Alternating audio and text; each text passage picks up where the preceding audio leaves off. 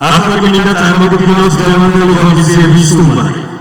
სოფლიო კრების ლეგენდა, რომლის ბრძოლებზე უკვე მრავალი თაობა აღწრილი.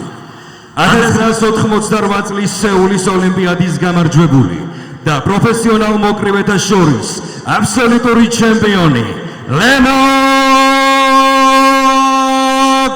ლუისი.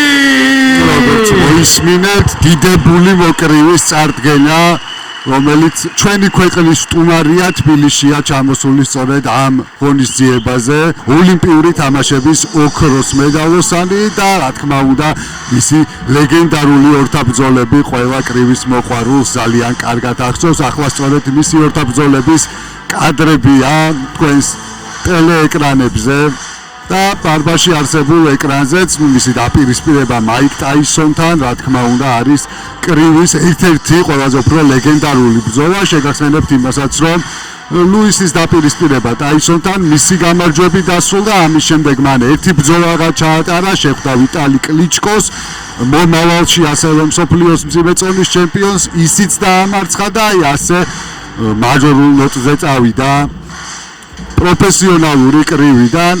41 მოგებიდან მან 32 დაასრულა ნოკაუტით გამარჯვებით, ესეც კარიერის ბოლო ბრძოლა კლიჩკოსთან დაპირისპირება და ბრწყინვალე აპერკატი,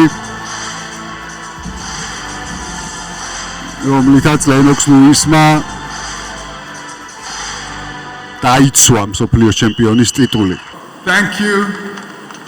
Happy to be here.